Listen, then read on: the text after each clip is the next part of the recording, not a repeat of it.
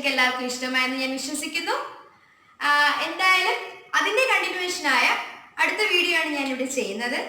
ആദ്യം കഴിഞ്ഞ വീഡിയോയിൽ നമ്മൾ എന്താണ് പഠിച്ചതെന്ന് ഓർക്കാം. Classification of solids. സോളിഡ്സിനെ ക്ലാസിഫൈ ചെയ്തതാണ് കഴിഞ്ഞ വീഡിയോയിൽ പഠിച്ചത്. ഏതൊക്കെയായിട്ടാണ്? Crystalline solids and amorphous solids. എന്നാൽ ഈ വീഡിയോയിൽ ഞാൻ ചെയ്യുന്നത് ക്ലാസിഫിക്കേഷൻ ഓഫ് ക്രിസ്റ്റലൈൻ സോളിഡ്സിനെ ബേസ് ചെയ്താണ്. ഓക്കെ, അപ്പോൾ ക്ലാസിഫിക്കേഷൻ ഓഫ് ക്രിസ്റ്റലൈൻ സോളിഡ്സ്.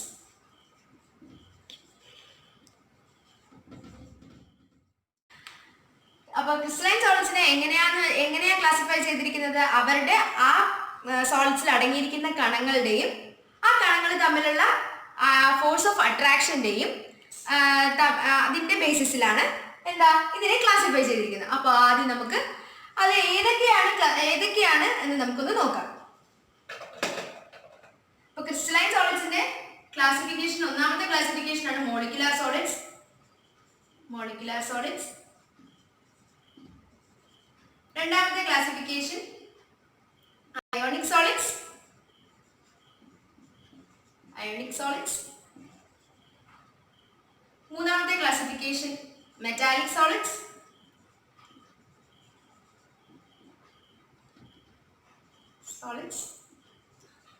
നാലാമത്തെ ക്ലാസിഫിക്കേഷൻ കോവാലന്റ് സോളിഡ്സ്.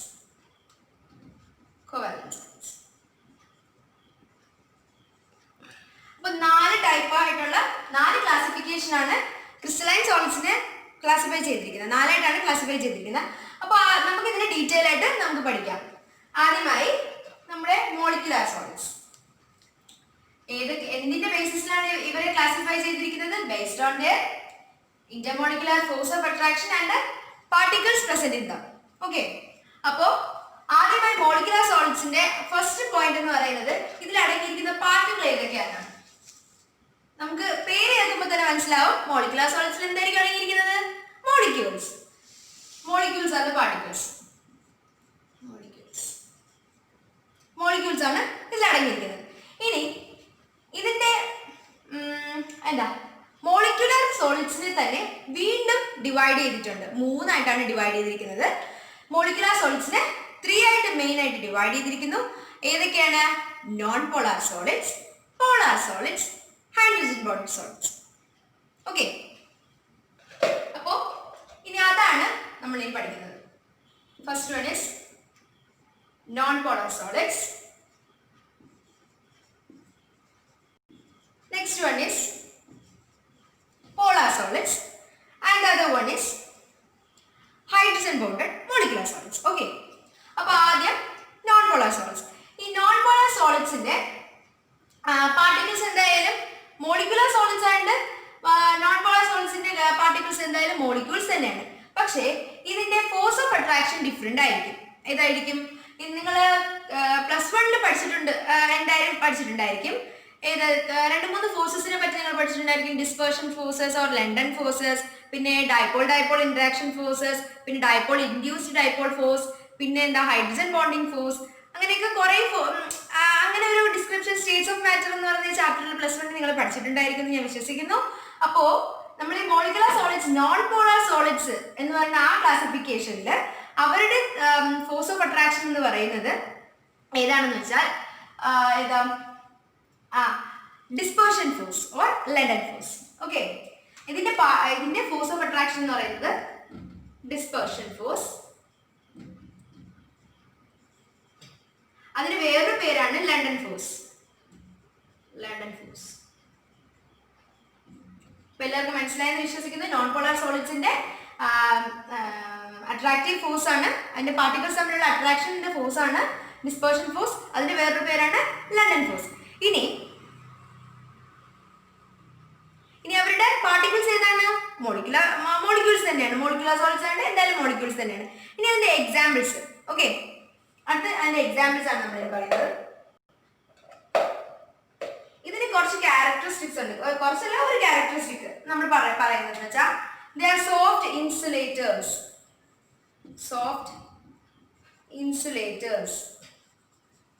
ഇത് സോഫ്റ്റ് ഇൻസുലേറ്റേഴ്സ് ആണ്. That means they do not conduct electricity. They are bad conductors of electricity. ഇനി അതിന്റെ എക്സാമ്പിൾസ്, സോഫ്റ്റ് ഇൻസുലേറ്റർ ആയതുകൊണ്ട് ഇതിന് വേണമെങ്കിൽ നമുക്ക് പറയാം very low melting point.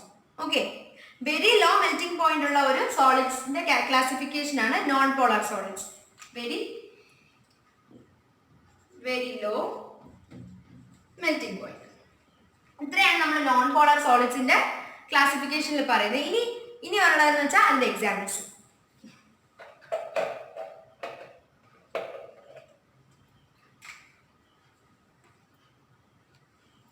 Argon, CCl4, H2, I2 ഇവയെല്ലാം നോൺ പോളാർ സോളിഡ്സിന്റെ എക്സാമ്പിൾസ് ആണ്. ഓക്കെ, ഇപ്പം നോൺ പോളാർ സോളിഡ്സ് എന്ന് പറഞ്ഞാൽ മോളിക്യൂൾസ് ആണ് അതിന്റെ പാർട്ടിക്കിൾസ്. അതിന്റെ ഫോഴ്സ് എന്ന് പറയുന്നത് ഡിസ്പേർഷൻ ഫോഴ്സസ് ആണ് അല്ലെങ്കിൽ ലണ്ടൻ ഫോഴ്സസ് ആണ്. അത് സോഫ്റ്റ് ഇൻസുലേറ്റേഴ്സ് ആണ്. They have very low melting point and the examples are argon, CCl4, hydrogen and iron.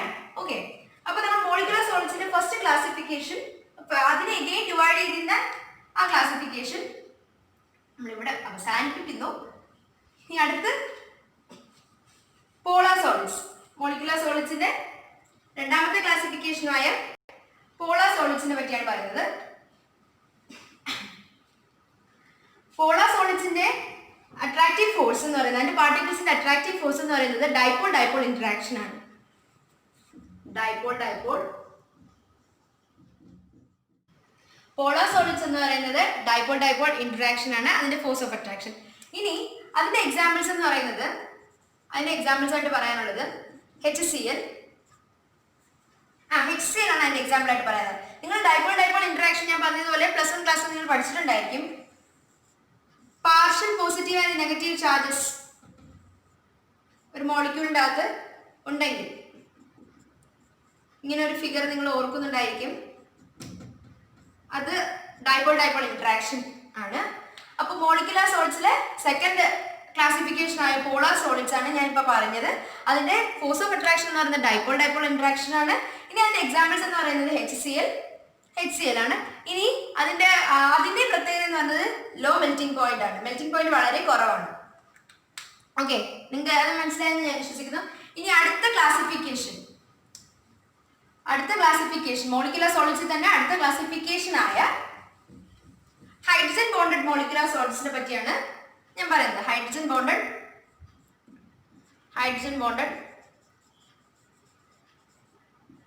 Molecular solids. ഇതിൽ നമുക്ക് മനസ്സിലാക്കാൻ സാധിക്കുന്നത് ഇതിന്റെ പാർട്ടിക്കിൾസ് ഏതായിരിക്കും? മോളിക്യൂൾസ് തന്നെ ആയിരിക്കും. ബട്ട് ഇതിന്റെ പേര് കേൾക്കുമ്പോൾ തന്നെ നിങ്ങൾക്ക് മനസ്സിലാവും ഇതിന്റെ ഫോഴ്സ് ഓഫ് അട്രാക്ഷൻ ഏതാണെന്ന്. ഹൈഡ്രജൻ ബോണ്ടഡ് മോളിക്കുലർ സോളിഡ്സ് എന്ന് പറയുമ്പോൾ തന്നെ അതിനെ ഉൾപ്പെട്ടിരിക്കുന്നത് എന്താണ്? Hydrogen bonding. സോ ഇതിന്റെ ഫോഴ്സ് ഓഫ് അട്രാക്ഷൻ എന്ന് പറയുന്നത് ഹൈഡ്രജൻ ബോണ്ട്സ് ആണ് ഇതിന്റെ ഇടയ്ക്കുള്ളത്. ഓക്കെ, ഹൈഡ്രജൻ ബോണ്ട്സ് ആണ് ഇതിലുള്ളത്. ഇനി അതിന്റെ ബെസ്റ്റ് എക്സാമ്പിൾ എന്ന് പറയുകയാണെങ്കിൽ നമ്മുടെ ഐസ്, വാട്ടർ, അത് തന്നെയാണ് ബെസ്റ്റ് എക്സാമ്പിൾ ആയിട്ട് നമുക്ക് പറയാനുള്ളത്. H2O, ഐസ് എക്സെട്ര, ഇത് തന്നെയാണ് ഹൈഡ്രജൻ ബോണ്ടഡ് മോളിക്കുലർ സോളിഡ്സിന്റെ എക്സാമ്പിൾ ആയിട്ട് പറയുന്നത്.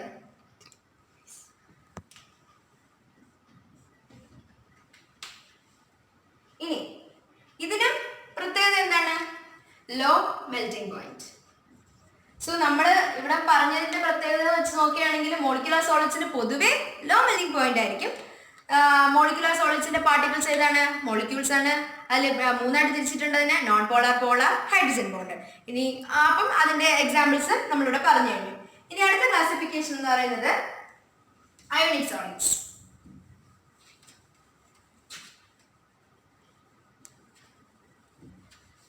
അടുത്ത ക്ലാസിഫിക്കേഷൻ അയോണിക് സോളിഡ്സ്.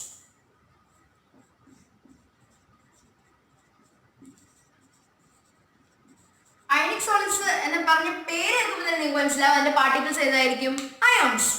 നിങ്ങൾ പോസിറ്റീവ് ആൻഡ് നെഗറ്റീവ് അയോൺസ് ഒക്കെയാണ് ഇതിന്റെ പാർട്ടിക്കിൾസ്, അയോണിക് സോളിഡ്സിന്റെ പാർട്ടിക്കിൾസ് ആയിട്ട് വരുന്നത്. ഇനി അതിന്റെ ഇന്ററാക്ഷൻ എന്തായിരിക്കും? നിങ്ങൾ ഇനി +2 പഠിക്കുന്ന ഒരു ഫോഴ്സ് ആയിരിക്കും. +2 ഫിസിക്സിൽ നിങ്ങൾ പഠിക്കുന്ന ഒരു ഫോഴ്സ് ആയിരിക്കും coulombic force. Coulombic force or electrostatic force.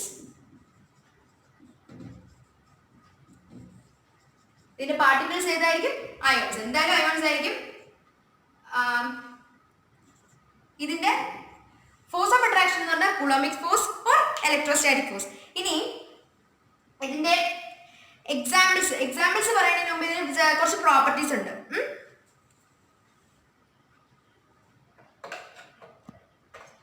അപ്പം അയോണിക് സോളിഡ്സ് നിങ്ങൾ കുഞ്ഞാളിൽ തന്നെ പഠിച്ചിട്ടുണ്ടായിരിക്കും. എക്സാമ്പിൾസ് എന്ന് പറയുന്നത് NaCl, MgO, ZnS etc. ഇതിന്റെയൊക്കെ പാർട്ടിക്കിൾസ് എന്താണ്? അയോൺസ് ആണ്. അപ്പം Na+Cl- ഇതൊക്കെ അയോൺസ് ആയിട്ട് നമ്മൾ ഇതിന് അയോണിക് സോളിഡ്സിന്റെ ആ ഭാഗത്ത് ഉൾപ്പെടുത്തിയിരിക്കുന്നു. ഇനി ഇതിന്റെ പ്രോപ്പർട്ടീസ് എന്ന് പറയുകയാണെങ്കിൽ നിങ്ങൾക്ക് അറിയായിരിക്കും. NaCl ഒക്കെ നമ്മളിപ്പം സോളിഡ് ആക്കി വെച്ചിരിക്കുകയാണെങ്കിൽ ഇൻ സോളിഡ് സ്റ്റേറ്റ് അത് ഗുഡ് ഇൻസുലേറ്റേഴ്സ് ആയിരിക്കും. അത് ഒരിക്കലും in solid state they are good, they are insulators. But നമ്മൾ മോൾട്ടൻ സ്റ്റേറ്റ് ഓർ അക്വസ് സ്റ്റേറ്റിൽ നമ്മൾ എടുക്കുകയാണെങ്കിൽ അക്വസ് ഓർ മോൾട്ടൻ സ്റ്റേറ്റിൽ നോക്കുകയാണെങ്കിൽ they are good conductors of electricity. They are good conductors.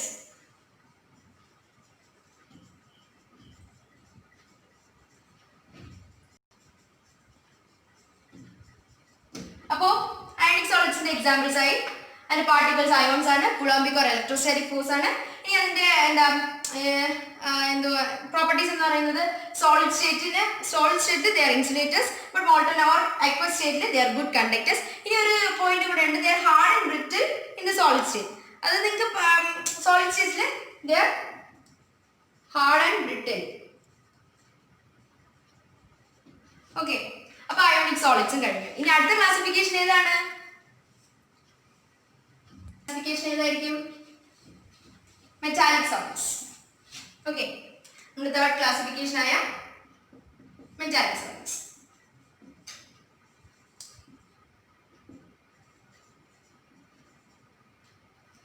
Metallic സോളിഡ്സിനെ കുറിച്ചാണ് അടുത്തത് പറയുന്നത്. മെറ്റാലിക് സോളിഡ്സിന്റെ പാർട്ടിക്കിൾസ് ഏതായിരിക്കും? നിങ്ങൾ ഓർത്ത് നോക്കിയേ, മെറ്റാലിക് സോളിഡ്സിന്റെ പാർട്ടിക്കിൾസ് ഏതായിരിക്കും? ഡീലോക്കലൈസ്ഡ് ഇലക്ട്രോൺസ് ആയിരിക്കും. അതിൽ ഉൾപ്പെട്ടിരിക്കുന്ന ഇലക്ട്രോൺസ് ആയിരിക്കും അതിന്റെ പാർട്ടിക്കിൾസ് ആയിട്ട് ഉൾപ്പെട്ടിരിക്കുന്നത്. ഈ ഇലക്ട്രോൺസ് ഏതിന് ചുറ്റപ്പെട്ടായിരിക്കും കിടക്കുന്നത്? പ്രോട്ടോൺസ് അല്ലെങ്കിൽ പോസിറ്റീവ് ചാർജിന്റെ ചുറ്റിലായിരിക്കും ഈ ഇലക്ട്രോൺസ് കിടക്കുന്നത്. സോ ഡീലോക്കലൈസ്ഡ് ഇലക്ട്രോൺസ് എന്താ എൻസർക്കിളിംഗ് ദ പോസിറ്റീവ് ചാർജ്. അപ്പോൾ ഡീലോക്കലൈസേഷൻ എന്ന് പറഞ്ഞാൽ എന്താണ്? അതിന് സ്ഥിരമായിട്ടൊരു പ്ലേസ് ഇല്ല, അവിടെ ഇവിടെ ആയിട്ട് ചിന്തി ചിതറി കിടക്കുകയാണ് മെറ്റാലിക് സോളിഡ്സിൽ. അപ്പോൾ മെറ്റാലിക് സോളിഡ്സ് എന്ന് പറയുമ്പോൾ തന്നെ നമുക്ക് ഡീലോക്കലൈസ്ഡ് ഇലക്ട്രോൺസ് എന്ന് സറൗണ്ടിങ് പോസിറ്റീവ് ചാർജ്. ഇനി അതിന്റെ ഫോഴ്സ് ഓഫ് അട്രാക്ഷൻ ഏതാണ്? Metallic bond. Very simple, metallic bond.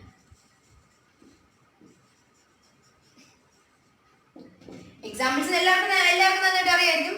all the metals are the examples of metallic solids, and the examples are iron, copper, gold. Iron, copper, gold. So ഇതിന്റെയൊക്കെ examples അറിയുമ്പോൾ നമുക്ക് മനസ്സിലാക്കാൻ സാധിക്കുന്നത് എന്തായിരിക്കും? they are good conductors of electricity. അവര് conduct ചെയ്യും. Free electrons ഉള്ളതുകൊണ്ട് തന്നെ അത് ഗുഡ് കണ്ടക്ടർ ഓഫ് ഇലക്ട്രിസിറ്റി ആയിരിക്കും. അപ്പം മെറ്റാലിക് സോളിഡ്സ് അവരുടെ പാർട്ടിക്കിൾസ് എന്ന് പറഞ്ഞാൽ delocalised electrons surrounding the protons, and protons are positive charge, and they have metallic bond. Examples are iron, copper, gold, etc. all the metals, and they are good conductors of electricity. And the last classification നമ്മൾ പറയുകയാണെങ്കിൽ അവസാനത്തെ classification of crystalline സോളിഡ്സിന്റെ last classification എന്ന് പറയുകയാണെങ്കിൽ ഏതാ? Covalent solids. Covalent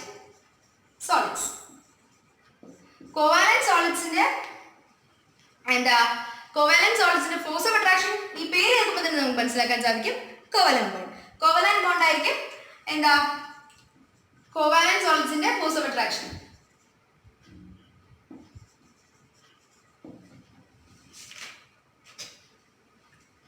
ഇതിന്റെ constant particles എന്തായിരിക്കും? Atoms ആണ് കോവാലന്റ് സോളിഡ്സിന്റെ കോൺസ്റ്റന്റ് പാർട്ടിക്കിൾസ്, ആറ്റംസ്. ഇനി ഇതിന്റെ എക്സാമ്പിൾസ് നിങ്ങൾ കേൾക്കുമ്പോൾ ചിലപ്പോൾ മനസ്സിലാക്കാൻ സാധിക്കും. ഏതാ? Silicon dioxide. കോവാലന്റ് മോളിക്യൂൾസ് വരുന്ന ഏതൊരു കോമ്പൗണ്ടും കോവാലന്റ് സോളിഡ്സിന്റെ കീഴിൽ വരുന്നതാണ്. അപ്പം സിലിക്കൺ ഡയോക്സൈഡ്, പിന്നെ സിലിക്കൺ കാർബൈഡ് എക്സെട്ര എക്സെട്ര. ഇനി ഒരു എക്സെപ്ഷൻ, ഇനി ഇതെല്ലാം എന്താ കോവാലന്റ് സോളിഡ്സിന്റെ എക്സാമ്പിൾസ് എന്ന് പറയുന്നത് SiO2, silicon carbide, silicon dioxide etcetera. പിന്നെ നിങ്ങൾ ഒരുപാട് ഓർഗാനിക് കെമിസ്ട്രിയിൽ തന്നെ കാർബണിന്റെ കുറെ കോമ്പൗണ്ട്സിനെ കുറിച്ച് പഠിക്കുന്നുണ്ടായിരിക്കും. അതെല്ലാം കോവാലന്റ് സോളിഡ്സിൽ ഉൾപ്പെടുന്നതാണ്. പക്ഷേ ഒരു എക്സെപ്ഷൻ നിങ്ങൾക്ക് പഠിക്കാനുണ്ട്. ഈവൻ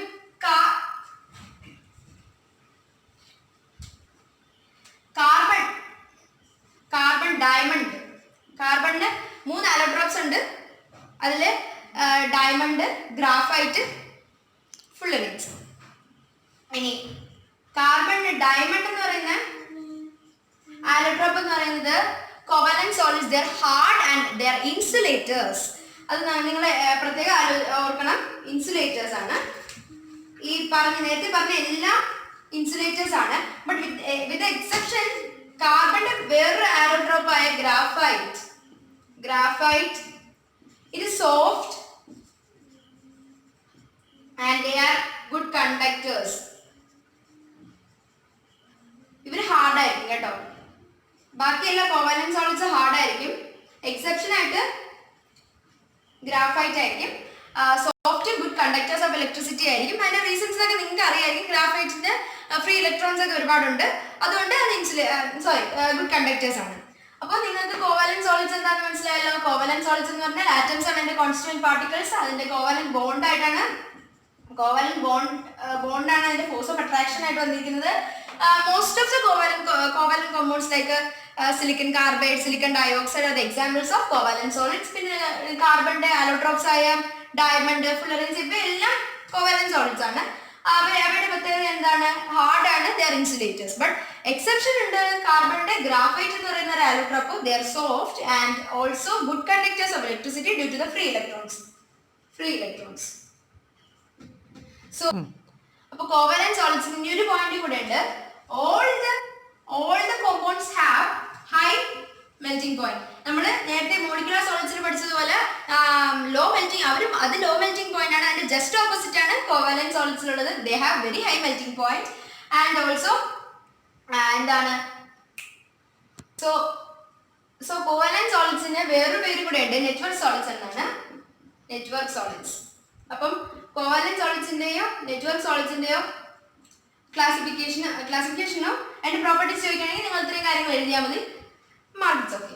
അപ്പോൾ എന്താണ്, ഞാൻ ഒന്നുകൂടെ അതിനെ റിവൈസ് ചെയ്ത് ഈ ക്ലാസ് വൈൻഡപ്പ് ചെയ്യാൻ വേണ്ടിയുള്ള ഒന്നുകൂടെ ഞാൻ ഒന്ന് പറയുകയാണ്. ക്ലാസിഫിക്കേഷൻ ഓഫ് ക്രിസ്റ്റലൈൻ സോളിഡ്സ് ആണ് നമ്മളിവിടെ പഠിച്ചത്. ഇപ്പോൾ ക്ലാസിഫിക്കേഷൻ ഓഫ് ക്രിസ്റ്റലൈൻ സോളിഡ്സിന് 4 ഉണ്ട്. Molecular solids, ionic solids, covalent solids and metallic solids. അതിൽ മോളിക്കുലർ സോളിഡ്സ് തന്നെ 3 ആയിട്ട് ഡിവൈഡ് ചെയ്തിട്ടുണ്ട്. Non polar, polar and also hydrogen bonding. And covalent solids, metallic solids and also ionic solids ഇവയെല്ലാം നമ്മൾ പഠിച്ചിട്ടുണ്ട്. ഇതിന്റെ എല്ലാം ബേസിസ് എന്താണ്? Based on their force of attraction, force of interaction between the molecules and the particles present in them. Okay, അപ്പൊ നിങ്ങൾക്ക് എല്ലാവർക്കും ഇത് മനസ്സിലായെന്ന് വിശ്വസിക്കുന്നു. ഇനി ഇതിന്റെ ഒരു അസൈൻമെന്റ് ആയിട്ട് ഞാൻ തരുകയെന്ന് വെച്ചാൽ make A table showing the classification of crystalline solids. അപ്പൊ അതിന്റെ ഒരു ടേബിൾ നിങ്ങൾക്ക് NCERT ടെക്സ്റ്റിൽ നന്നായിട്ട് കൊടുത്തിട്ടുണ്ട്. അത് നിങ്ങൾ നോക്കി പഠിക്കുക. നന്നായിട്ട് കൊടുത്തിട്ടുണ്ട്. കൂടാതെ ഈ വീഡിയോ നിങ്ങൾക്ക് എന്തെങ്കിലും ഡൗട്ട്സുകൾ ഉണ്ടെങ്കിൽ റീപ്ലൈ ചെയ്യുക. അപ്പോഴേക്കും നിങ്ങൾക്ക് മനസ്സിലാവും. നിങ്ങൾക്ക് എല്ലാവർക്കും മനസ്സിലായെന്ന് വിശ്വസിക്കുന്നു. ഇനി അടുത്തൊരു വീഡിയോയുമായിട്ട് എത്തുന്നത് വരെ സ്റ്റേ ട്യൂൺഡ്. ബൈ.